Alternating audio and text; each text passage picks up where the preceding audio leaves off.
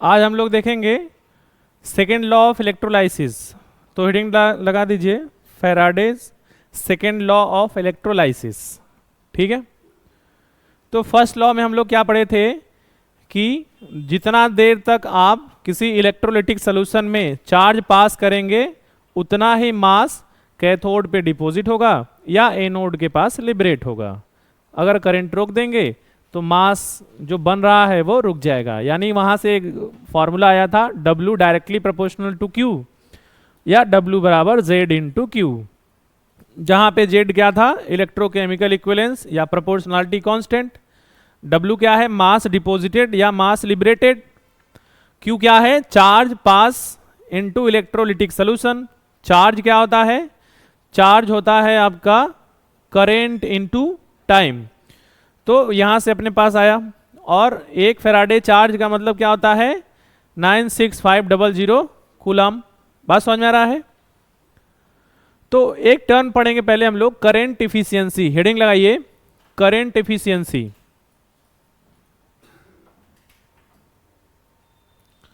Current efficiency क्या होता है, करंट इफिशियंसी का मतलब होता है कि आपने कितना करंट पास किया लेकिन वो कितना करंट एब्जॉर्ब करके कितना मास डिपॉजिट किया है। ठीक है, उसी की मदद से हम लोग निकालते हैं करंट इफिशियंसी, जिसका फार्मूला होता है एक्चुअल चार्ज पास। आपने चार्ज कितना पास किया है ये हमको कैसे पता चलेगा कि उसको कितना चार्ज मिला है, ये ऐसे पता चलेगा जो आपने फार्मूला पढ़ा है W बराबर Z इंटू Q। इससे पता चल जाएगा कि कितना मास डिपॉजिट हो रहा है, उसके लिए कितना चार्ज रिक्वायर्ड है और आपने टोटल चार्ज कितना पास किया है।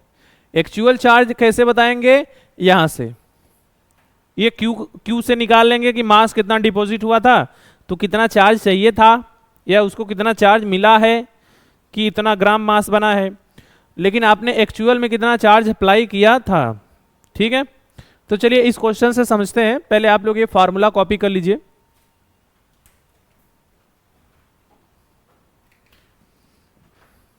कहता है इसके मतलब को समझते हैं। A current of 2 ampere was pass for 1.5 hour through a solution of CuSO4 when 1.6 gram copper was deposited. Calculate percentage current efficiency.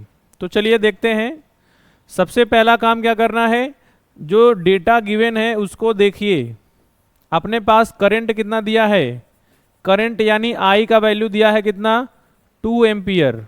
ठीक है, उसके बाद टाइम कितना दिया है बताओ 1.5 आवर दिया है ना। अपने को रखना किस में होता है सेकंड में, तो क्या करेंगे पहले मिनट में कन्वर्ट करेंगे फिर उसके बाद सेकंड में कन्वर्ट कर देंगे, तो ये आपके पास सेकंड आ जाएगा। अच्छा, मास कितना डिपॉजिट हो रहा है W इक्वल टू 1.6 ग्राम।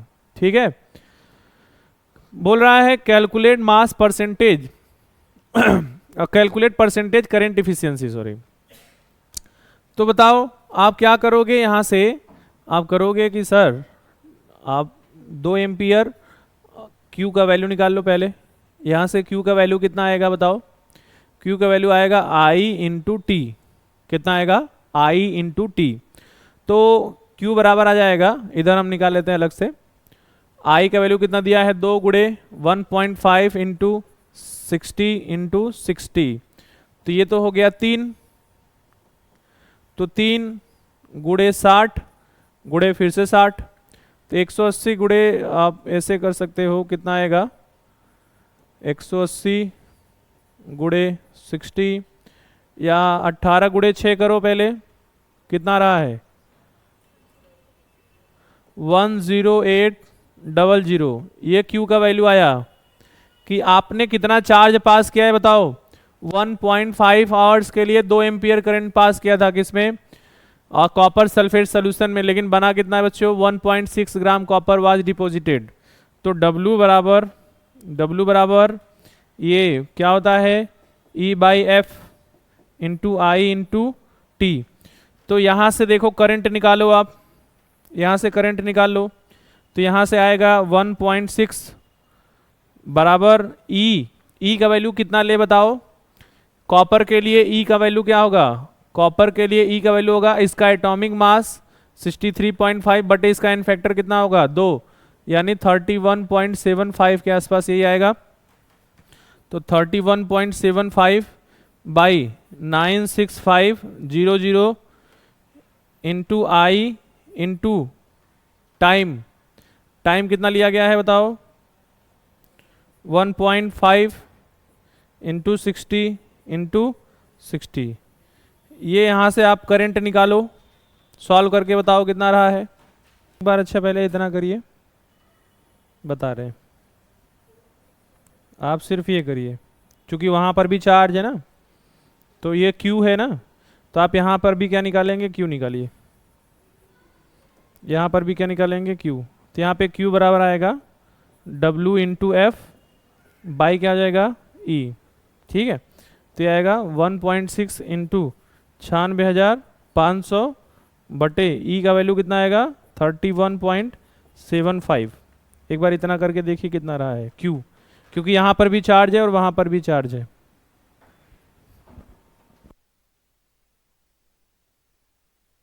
आप इसको सॉल्व करेंगे तो ये लगभग आएगा 4863 के आसपास। ठीक है, तो आपके पास जो आपने करंट पास किया था वो चार्ज कितना है? इतना है, लेकिन जो मास हमारे पास बना है उसके अकॉर्डिंग जो हमारा चार्ज आया है वो कितना है? 4863। तो बताओ कि यहाँ पे करंट इफिशियंसी क्या होगा? ये आप इसका करंट इफिशियंसी निकाल लीजिए, कितना चार्ज आपने सप्लाई किया था, टोटल चार्ज कितना आया है? 10800, और ऊपर इसके मास के अकॉर्डिंग कितना चार्ज रिक्वायरमेंट था? 4863 इंटू 100। ये करेंगे तो आपका जो करंट इफिशियंसी है वो लगभग कितना आएगा? 45 आ रहा है, जाएगा। ठीक है, 45% आएगा। ठीक है ना, मतलब आपने जो इतना करंट पास किया है उसका 45% ही वो जो सिस्टम है वो यूटिलाइज कर पाया है। बात समझ में आ रहा है? ऐसे इसको निकालेंगे।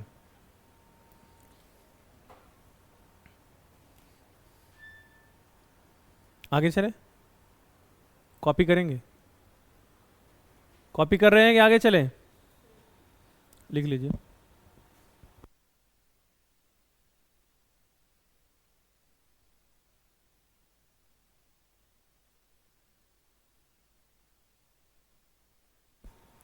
आगे हम लोग देख रहे हैं, हेडिंग लगाएंगे Faraday second law of electrolysis. तो इसको समझते हैं अच्छे से ना, क्या कहता है। पहला काम क्या करना है अपने को कि ऐसे 2 या 3 सेटअप बना लेना है, ऐसे।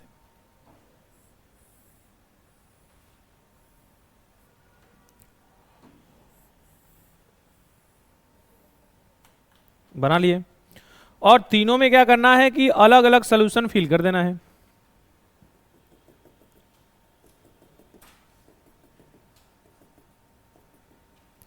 तीनों में अलग अलग सॉल्यूशन फिल कर देना है।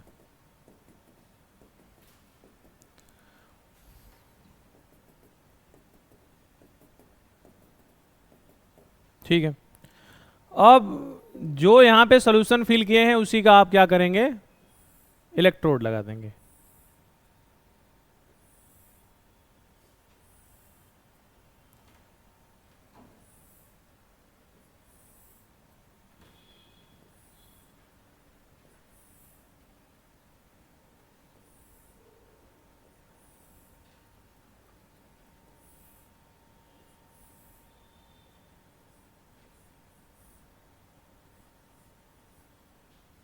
ऐसे बना देते हैं।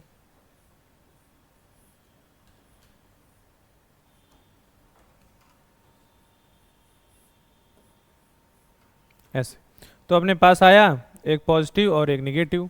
ये पॉजिटिव एनोड हो गया और ये निगेटिव कैथोड हो गया। ऐसे इधर भी पॉजिटिव एनोड हो गया और निगेटिव कैथोड हो गया, ऐसे बोल देते हैं। इधर भी ऐसे बना देते हैं, पॉजिटिव एनोड हो गया और निगेटिव कैथोड हो गया। तो देखो इस प्रोसेस को, इसको हम लोग जोड़ते हैं सीरीज प्रोसेस में। किस में जोड़ेंगे? Series process. तो सीरीज प्रोसेस कैसे जोड़ते हैं ये थोड़ा सा ध्यान देना है। सीरीज प्रोसेस जोड़ना का मतलब इस तरह से है, इसको जो बैटरी से कनेक्ट कराएंगे तो उसको हम लोग ऐसे एक वायर इधर से निकालेंगे इसके पॉजिटिव टर्मिनल से, और एक वायर निकालेंगे इसके निगेटिव टर्मिनल लास्ट वाले के, ठीक है, और उसको करंट से जोड़ देंगे, डायरेक्ट करंट से जोड़ देंगे, बैटरी से जोड़ देंगे। ध्यान से देखिए, तो ये प्लस हो गया और ये माइनस हो गया। दिख रहा है ना, ध्यानपूर्वक देखना इसको, सीरीज प्रोसेस कैसे जोड़ते हैं। फिर जो नीचे वाला है, नीचे एनोड ये वाला, और कैथोड, कैथोड क्या करते हैं, इसके निगेटिव को इसके पॉजिटिव से जोड़ेंगे ऐसे, फिर इसके निगेटिव को इसके पॉजिटिव से जोड़ देंगे। तो ये जो प्रोसेस है, ये प्रोसेस को बोलते हैं सीरीज प्रोसेस। क्या बोलते हैं, सीरीज प्रोसेस। आप लोग फिजिक्स में पढ़े होंगे, दो तरीके से करंट को जोड़ा जाता है, सीरीज और पैरेलल, है कि नहीं। तो हम लोग यहाँ पे किससे जोड़ रहे हैं, सीरीज प्रोसेस से, ताकि समान रूप से समान मात्रा में सभी में बराबर इलेक्ट्रिसिटी करंट का फ्लो हो। यहां पे मान लेते हैं कि हमारे पास ये जो सॉल्यूशन है, ये सॉल्यूशन ए है, ये सॉल्यूशन ए है, ऐसे मान लेते हैं, ये सॉल्यूशन ए है, ये सॉल्यूशन बी है, किसी साल्ट का है, और ये सॉल्यूशन सी है। ठीक है, बहुत आसान होता है, एकदम ध्यानपूर्वक देखना, सीख जाओगे। अब एग्जाम्पल के तौर पे हम लोग अगर यहां पे कह दें कि ये जिंक सल्फेट ले लिए हैं, सपोज करो जिंक सल्फेट एक्वस सॉल्यूशन है, जिंक सल्फेट, ये ले लिए एक्वस कॉपर सल्फेट, और ये ले लिए हैं एक्वस सिल्वर नाइट्रेट। तो फैराडे सेकेंड लॉ क्या कहता है कि जब आप दो या तीन इलेक्ट्रोलिटिक सॉल्यूशन को आपस में सीरीज प्रोसेस में जोड़ देंगे, तो जो आप करंट पास कर रहे हैं, एक तो वो समान रूप से सभी में फ्लो करेगा। ठीक है, दूसरी बात, इनका जो ग्राम इक्विवेलेंट होगा वो आपस में सेम होगा, इनका ग्राम इक्विवेलेंट आपस में क्या होगा, सेम होगा। बस यही है फैराडे सेकेंड लॉ। वो ये कहता है कि जब आप करंट को समान रूप से दो या अधिक इलेक्ट्रोलिटिक सॉल्यूशन में जोड़ते हैं तो उनका जो ग्राम इक्विवेलेंट होता है। अच्छा एक बात बताओ, ये जिंक है, जैसे यहाँ पे जिंक सल्फेट अगर हमने लिया है, ये जो रॉड लेंगे ये किसका होगा, जिंक का, ये भी किसका होगा, जिंक का। कॉपर लिए हैं तो ये किसका होगा, कॉपर का, ये किसका होगा, कॉपर। अगर आप प्लेटिनम भी ले लेंगे तब भी वो इनर्ट इलेक्ट्रोड होगा, तो अगर ये जिंक सोल्यूशन है तो जिंक जाके डिपॉजिट होगा उस पर। ठीक है, लेकिन हम लोग वही लेते हैं जो हमारे पास है। ये एजी है, ये भी एजी ले लेते हैं। ठीक है, आप इनर्ट इलेक्ट्रोड भी यूज कर सकते हैं, कोई दिक्कत नहीं यहाँ पे। तो देखना ये क्या कहता है, सिंपल सा एक अगर लाइन में लिखना हुआ फैराडे सेकेंड लॉ, तो आप कहेंगे according to second law of electrolysis. वो कहता है कि ग्राम इक्विवेलेंट ऑफ ए, जो सोल्यूशन ए है, बराबर ग्राम इक्विवेलेंट ऑफ बी बराबर ग्राम इक्विवेलेंट ऑफ सी। या फिर आप इसको अगर ऐसे कहना चाह रहे हैं कि यहाँ पे जो सॉल्ट लिए हैं उसके अकॉर्डिंग बात करिए सर, तो आप ऐसे लिखेंगे ग्राम इक्विवेलेंट ऑफ Zn। देखो जिंक सल्फेट भले इसमें लिए हैं, लेकिन हमेशा हम लोग बातें किसकी करते हैं, मेटल की, क्योंकि डिपॉजिट कौन होगा जाके वहां पे, मेटल। कैथोड पे कौन जाएगा, मेटल, तो जिंक जाएगा, इसलिए ग्राम इक्विवेलेंट हम लोग जिंक की बात करेंगे, बराबर ग्राम इक्विवेलेंट किसकी बातें करेंगे, कॉपर, जो इसमें रखा है सोल्यूशन बी में, बराबर ग्राम इक्विवेलेंट सी। ऐसे बस यही इतना ही है फैराडे सेकेंड लॉ, और ज्यादा कुछ नहीं समझना इसमें। ठीक है जब दो या दो से अधिक इलेक्ट्रोलिटिक सॉल्यूशन को आपस में हम लोग सीरीज प्रोसेस में जोड़ते हैं, जब हम लोग उस पर करंट पास करेंगे तो यहाँ पे जो जिंक बनेगा डिपॉजिट होगा, यहाँ पे जो कॉपर डिपॉजिट होगा, यहाँ पे जो सिल्वर डिपॉजिट होगा, उनका आपस में ग्राम इक्विवेलेंट सेम होगा। क्या सेम होगा, ग्राम इक्विवेलेंट आपस में सेम होगा। बस यही है फैराडे सेकेंड लॉ, पूरा यही है। अब इसको आप चाहो तो स्टेटमेंट वाइज में लिख सकते हो। ठीक है तो यहां पे क्या लिखेंगे, when a same quantity of electricity is passed into a two or more electrolytic solution,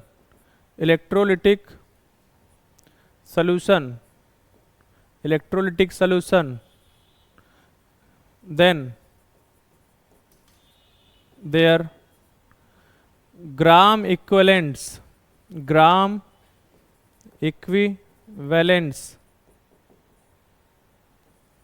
of element मतलब ब्रैकेट में यहाँ पे आप मेटल लिख सकते हैं,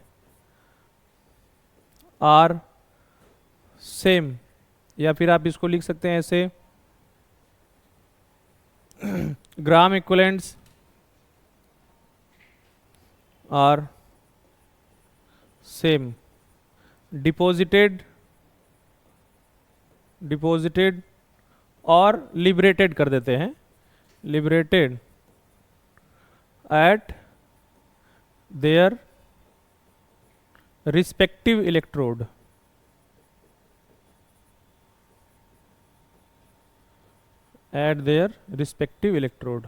बस यही सिंपल सा है। इसको आप अपने लैंग्वेज में जैसे भी बना के लिखना चाहें लिख सकते हैं। मेन मोटो क्या है कि आपको ये समझ में आना चाहिए, मेन मोटो क्या है, आपको ये लैंग्वेज समझ में आना चाहिए। जब दो या दो से अधिक इलेक्ट्रोलिटिक सॉल्यूशन को आपस में सीरीज प्रोसेस में हम लोग कनेक्ट करते हैं तो उनका ग्राम इक्विवेलेंट, मतलब जो ये मेटल ऑक्सीडाइज होगा या रिड्यूस होगा, उनका ग्राम इक्विवेलेंट आपस में क्या होगा, सेम होगा। कॉपी कर लीजिए।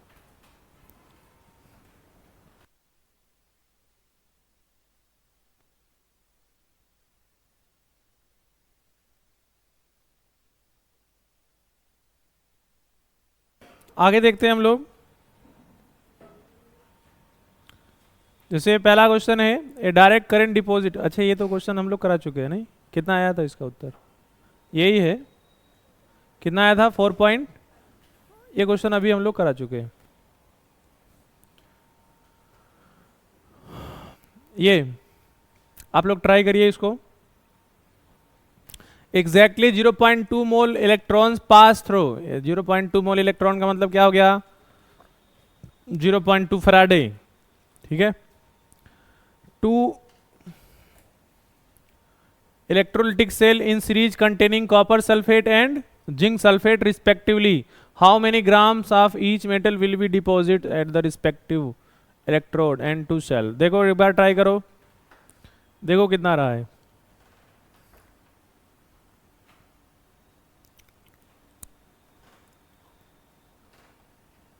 इसको ऐसे आप नॉर्मली लगाओगे। देखो अपने पास जो दिया है वो कॉपर सल्फेट दिया है, तो कॉपर सल्फेट डिसोसिएट होगा Cu+2 में और SO4-2 में। ठीक है ना? अच्छा, तो यहां से Cu+2 2 इलेक्ट्रॉन लेगा, इसका रिडक्शन होगा तो किस में जाएगा? Cu में जाएगा। ध्यान से देखो, 2 फैराडे से इसका 1 मोल बन रहा है। 1 मोल मतलब ये 63.5 ग्राम। तो बताओ अगर ये 2 फैराडे से इतना बन रहा है तो बताओ 0.2 फैराडे से कितना बनेगा? इधर दोनों साइड अगर 10 से डिवाइड कर दें तो ये 0.2 हो जाएगा ना। तो 0.2 फैराडे से कितना हो जाएगा? 6.35 ग्राम। कुछ करना है क्या इसमें? हो गया। ठीक है। अब जिंक सल्फेट देखो, ZnSO4 goes to Zn+2 plus SO4-2। अपने को कंसीडर किसको करना है? जो डिपॉजिट हो रहा जाएगा। छापो नहीं, पहले देख लो। ठीक है। जिंक किस में जा रहा है?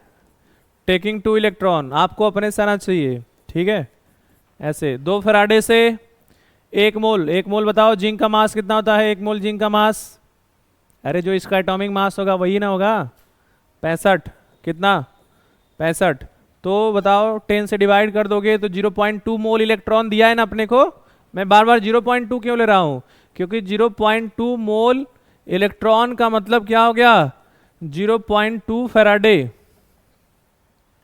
ये अपने को जो दिया है उससे मतलब, तो 0.2 फैराडे से कितना होगा बताओ? 6.5 ग्राम। बताओ ये समझ में आया कि नहीं आया?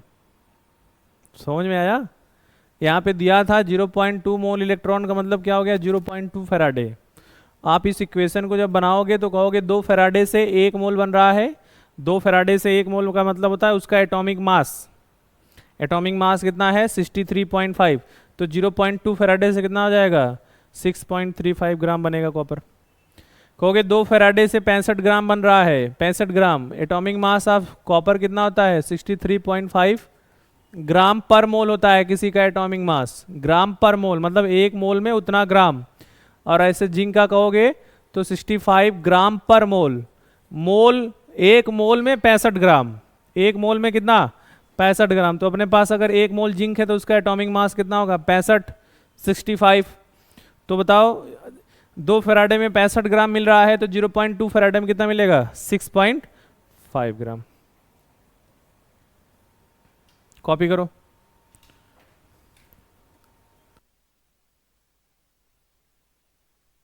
आप लोग ये वाला क्वेश्चन ट्राई करिए। How much copper will be deposited by 0.25 ampere current pass for 1 hours. बहुत आसान सा क्वेश्चन, एक बार ट्राई करें आप लोग, खुद से ट्राई करिए।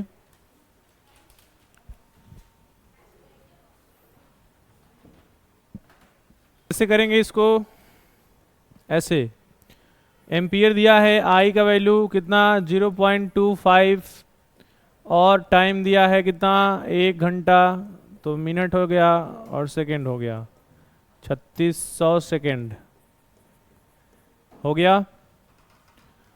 आप क्या करिए, कॉपर डिपॉजिट हो रहा है तो कॉपर कैसे डिपॉजिट होगा Cu+2 taking 2 electron goes to Cu solid.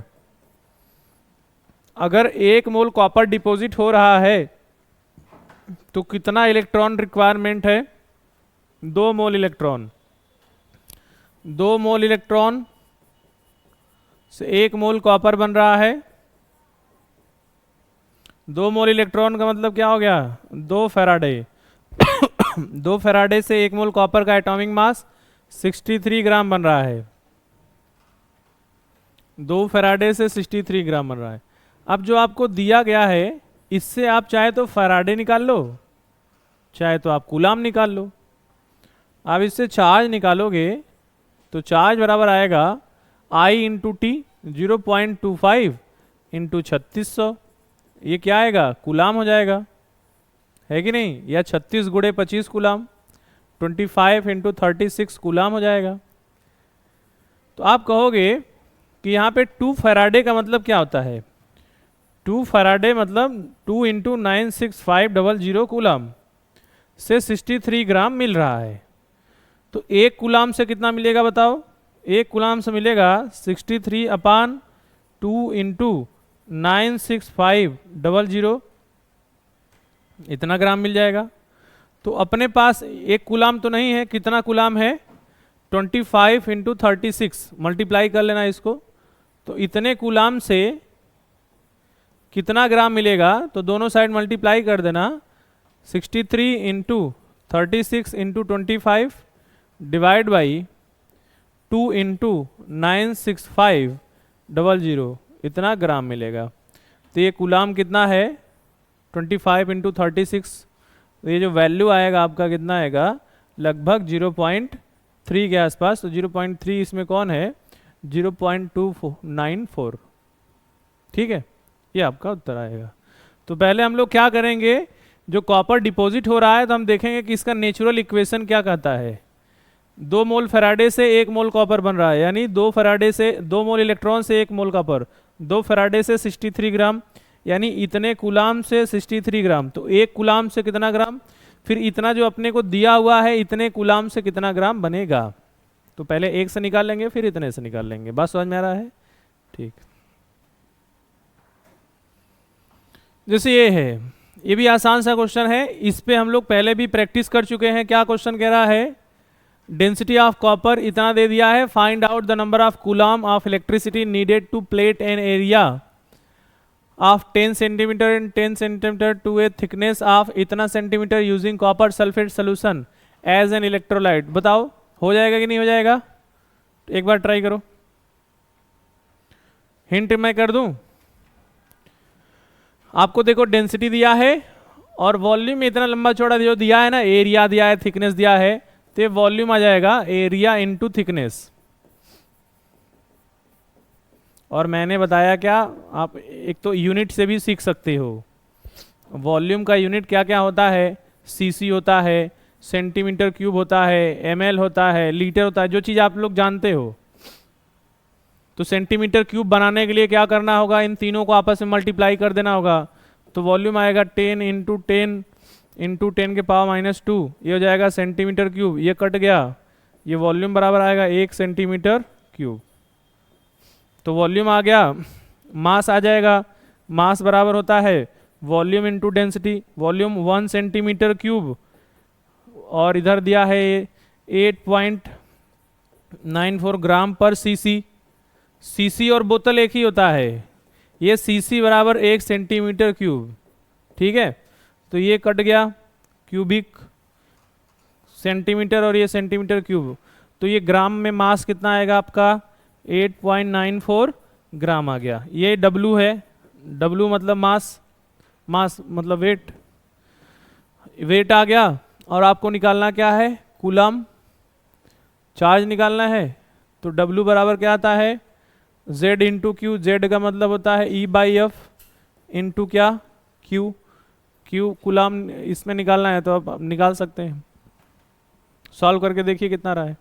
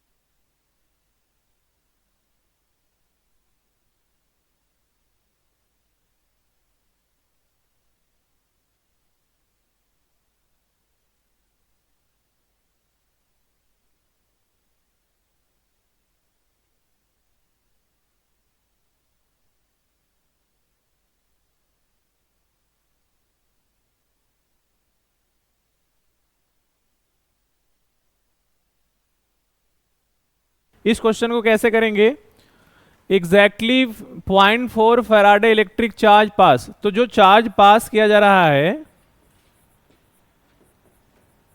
जो चार्ज पास किया जा रहा है वो 0.4 फैराडे है, ठीक है ना। कहां पे, through 3 electrolytic cell in series. हालांकि ये वाला जो क्वेश्चन है ये फैराडे सेकेंड लॉ के ऊपर आधारित है, लेकिन आप इसको क्या है कॉमन सेंस से भी कर सकते हैं। कैसे करेंगे, ध्यान से देखना है। First containing AgNO3 and second copper sulfate FeCl3 solution, how many grams of each metal will be deposited। ऐसे देखना, ये इन सभी जो सॉल्ट है इसमें डिपॉजिट कौन होगा, मेटल डिपॉजिट होगा। तो सभी का मेटल पहले छाट लीजिए। Ag प्लस प्लस इलेक्ट्रॉन किस में जाएगा बच्चों, Ag सॉलिड में जाएगा। अब बताओ कितना फेराडे रिक्वायरमेंट है इसके लिए, 1 फेराडे, 1 मोल इलेक्ट्रॉन मतलब 1 फेराडे, ठीक है। तो 1 फेराडे से यहां पे पूछ रहा है exactly 0.4 Faraday electric charge pass through. तो 1 फेराडे से 1 मोल सिल्वर मिल रहा है, 1 मोल Ag। तो 1 मोल Ag का मास कितना हो जाएगा 108 ग्राम। इसका जो मॉलिक्यूलर मास होता है कितना होता है 108, 108 लिख देंगे। 1 फेराडे से 108, तो बताओ 0.4 से कितना हो जाएगा 108 इंटू 0.4 यानी कितना आएगा बताओ 32, और ये जाएगा 4 पॉइंट कितना जाएगा 43.2 आया है क्या, ठीक है।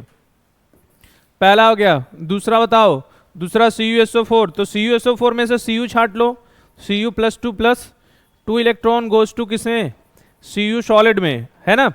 यहाँ पे देखोगे 2 फेराडे की जरूरत है, 2 फेराडे से 1 मोल बन रहा है, और 1 मोल कॉपर का मास कितना होता है, कहीं दिया है कि नहीं दिया है, नहीं दिया है, 63.5।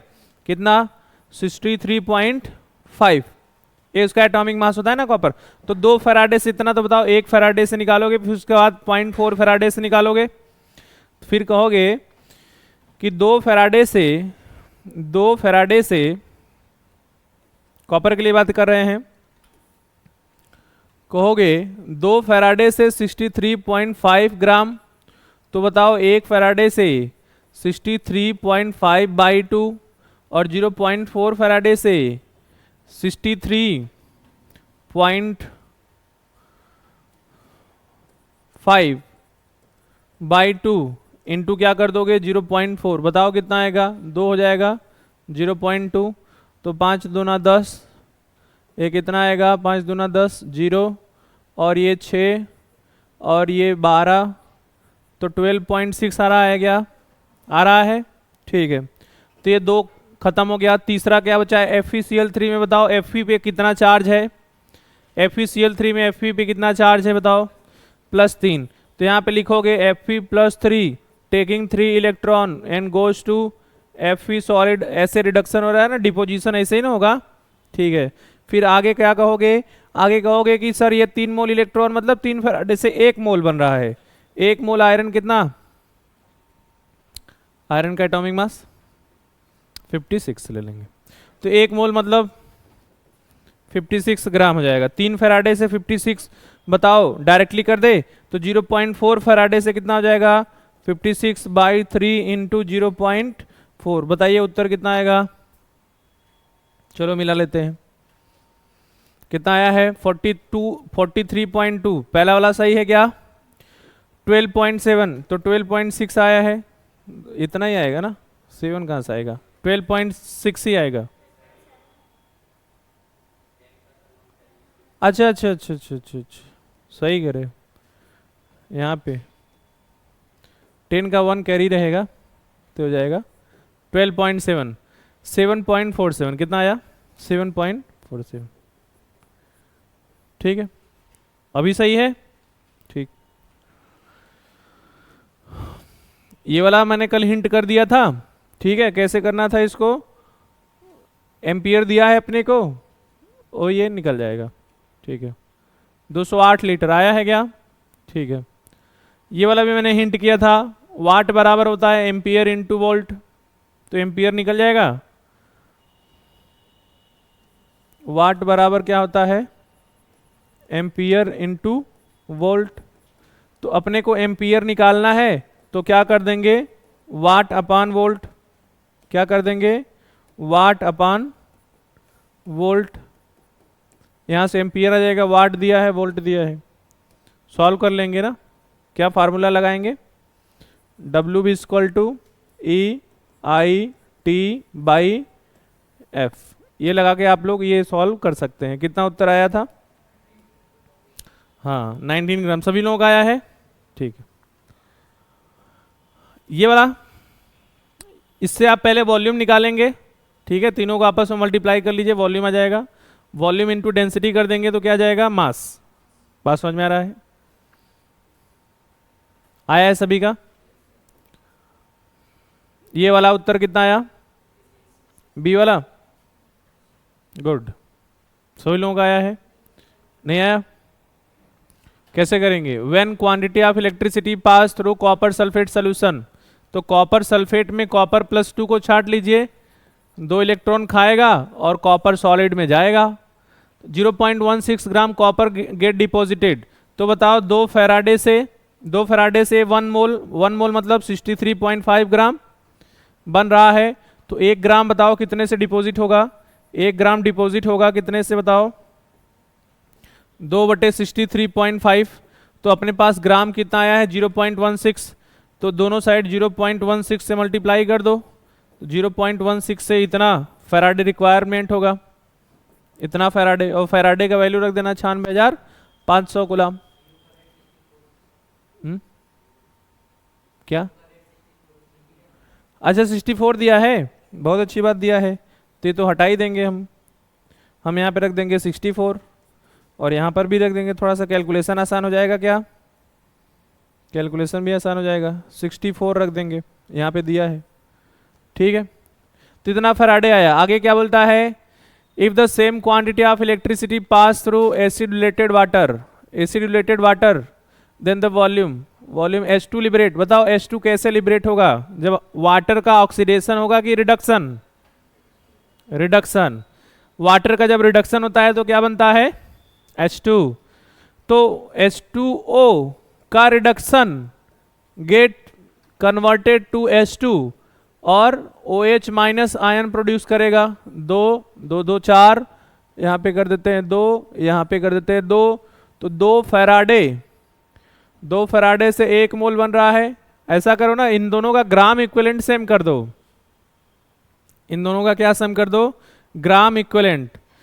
यानी आप कहोगे gram equivalent of copper is equal to gram equivalent of hydrogen, ठीक है। ग्राम इक्विवेलेंट के अपने पास 2 फार्मूले हैं, ग्राम इक्विवेलेंट के अपने पास 2 फार्मूले हैं। कैसे, एक होता है ग्राम इक्विवेलेंट बराबर होता है गिवन वेट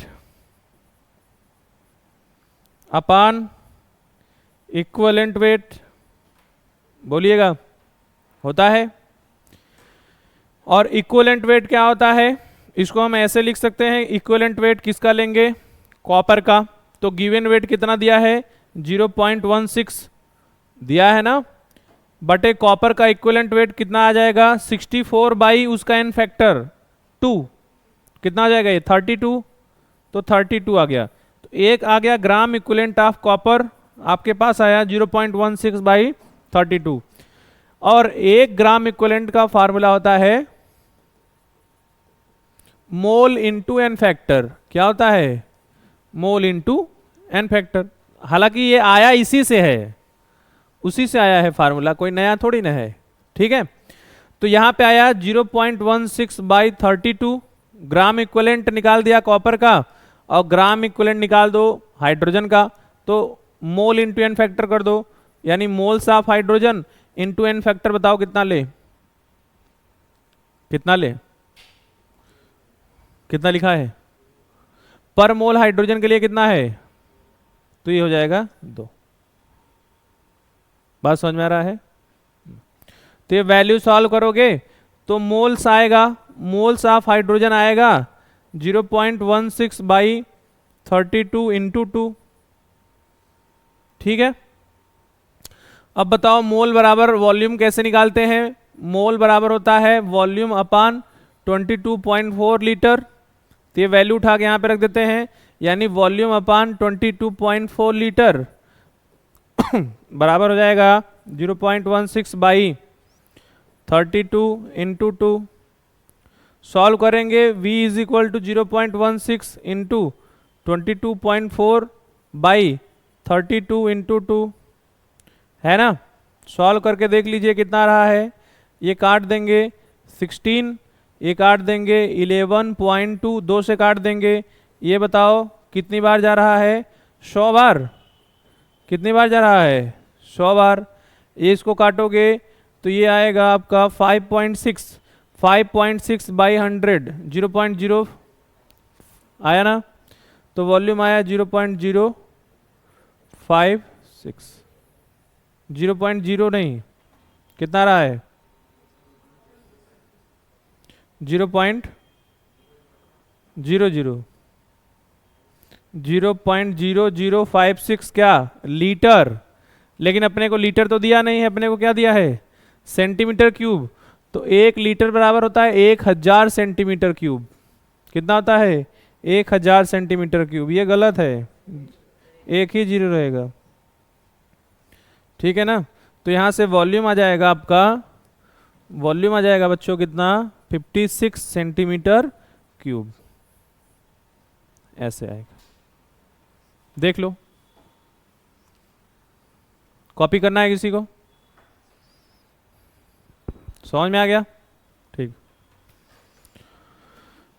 तो आप चाहे जैसे करो, आपका उत्तर सेम आएगा, ठीक है ना। इधर इसका ग्राम इक्विवेलेंट दोनों का सेम कर देना आप लोग।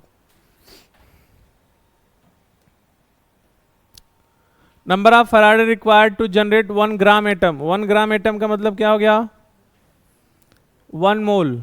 क्या हो गया, 1 मोल। मैंने बताया ना मोल को कैसे कैसे बता सकते हैं आप, 1 मोल। मैग्नीशियम फ्रॉम मोल्टेन MgCl2, तो बस MgCl2 से क्या मिलेगा अपने को, Mg+2 ना, +2Cl माइनस। तो अपने को इससे मतलब नहीं है, सिर्फ मैग्नीशियम से मतलब है। Mg+2 taking 2 electron and goes to Mg solid. कितना फैराडे, 2 फैराडे, खत्म। कितने लोग आया था, गुड।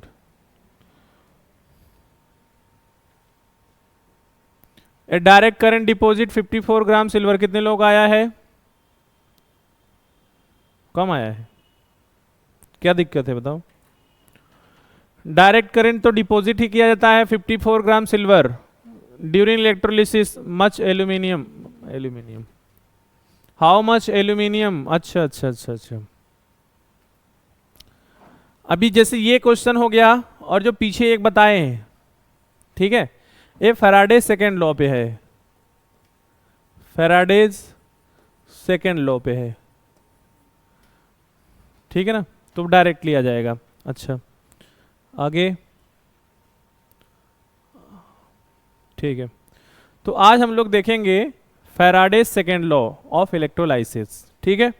चलो इसको नीचे कर देते हैं, बता देंगे, आप लोग क्वेश्चन देख लेना, इसको कुछ करना नहीं यहाँ पे। जैसे यहाँ पे दिया है आपको, सिल्वर डिपॉजिट कब होगा, Ag+ taking electron goes to Ag। बताओ कितना फैराडे इसको चाहिए, 1 फैराडे, 1 फैराडे। और यहाँ पे आपको देखो भली भांति बोला है 54 ग्राम सिल्वर डिपॉजिट हो रहा है। कितना डिपॉजिट हो रहा है, 54 ग्राम। जब आप इस इक्वेशन का शकल देख रहे हो तो ये क्या कर रहा है कि ये 1 मोल दे रहा है, और 1 मोल का इसका मास कितना हो जाएगा, 108 ग्राम। तो आप इसको क्या करो, 2 से दोनों साइड डिवाइड कर दो, तो ये 54 ग्राम हो जाएगा ना। अगर मैं इधर बाई 2 कर दूं और इधर भी बाई 2 कर दूं तो कितना आ जाएगा, 54 ग्राम। तो 54 ग्राम के लिए कितना फैराडे रिक्वायर्ड चाहिए, हाफ फैराडे। खत्म।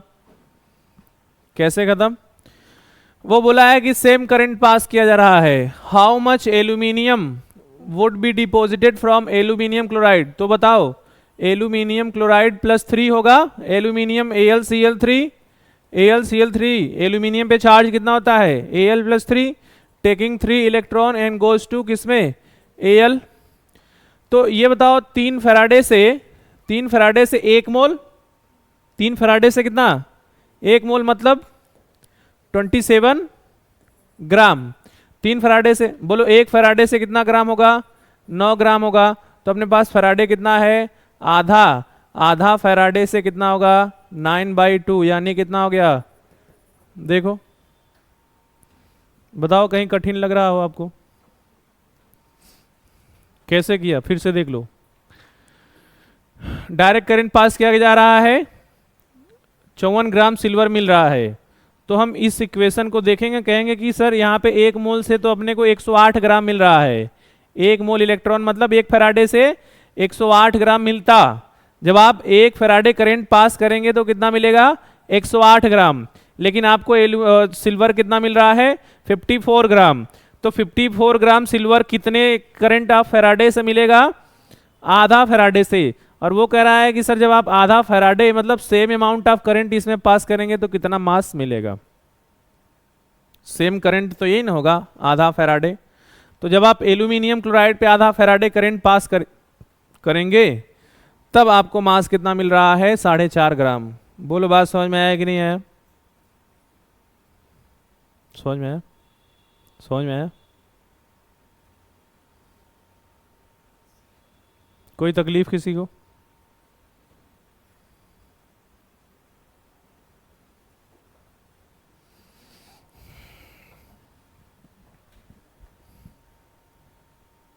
चलो हेडिंग डालो।